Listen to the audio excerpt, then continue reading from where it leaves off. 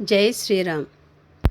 పదవి ఉన్నవాళ్ల ప్రాపకం కోసము సత్పురుషులు ప్రాకులాడి దెబ్బతిన్న కథలు చాలా ఉన్నాయి. ద్రోణుడు అట్లా దెబ్బతిన్నవాడు. అతడు బ్రాహ్మణ వంశంలో పుట్టాడు. ప్రతీకారము, పగ బ్రాహ్మణులకు లేవు. తనలో రజస్సుండటం చేత ద్రుపదుడి మీద ప్రతీకారమనేది లోపల ప్రజ్వరిల్లుతుంది. ఆ ద్రుపదుడి మీద ప్రతీకారమనే భావన లేక ద్రుపదుడు రజోగుణ ప్రభావానికి లోనే ఉన్నాడు, అందుకనే అలాగే ప్రవర్తిస్తాడు అని వచ్చేస్తే సరిపోయేది ద్రోణుడు. ద్రోణుడు శివుణ్ణి ఆరాధన చేస్తే శివుడులా ప్రసన్నమయ్యేటువంటి స్థితి ద్రోణుడిది. సరాసరి ఒక చిరంజీవినే తన పుత్రుడిగా పొందినటువంటి స్థితి. తనకు పుట్టినటువంటి పుత్రుడు జన్మతః చిరంజీవి. తనకి తెలియని విద్య లేదు.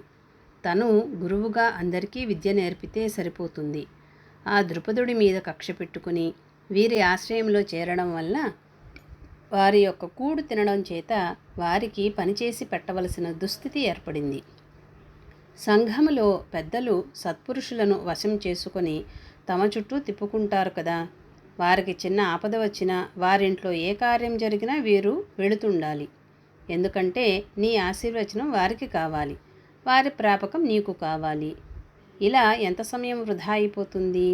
అందుకని ధనము, సంఘంలో ఉన్నత పదవిలో ఉండేవారి ఆశ్రయము, ఈ రెండూ చాలా ఆకర్షిస్తాయి మనుష్యులను.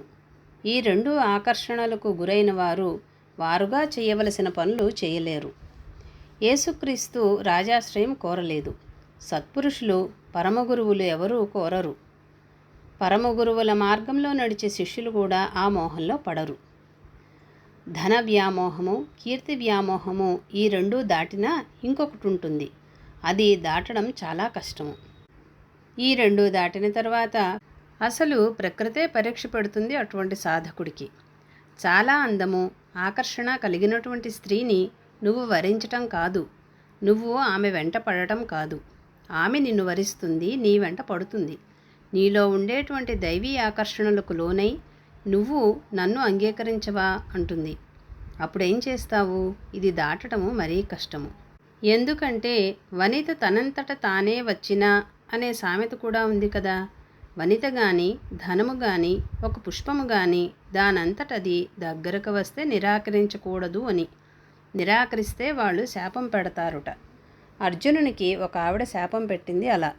త్రిలోకాల్లో అందమైన దాన్ని కోరితే నువ్వు నన్ను కాదంటావా, పేడివై పొమ్మంటుంది. ఇదెక్కడ గోల అనుకుంటే అది కూడా ఆయనకు వరమైంది. ఎట్టి పరిస్థితుల్లోనూ ధర్మాన్ని దాటనటువంటి వారికి శాపాలు కూడా వరాలైపోతాయి. అది కూడా అజ్ఞాతవాసంలో పనిచేసింది.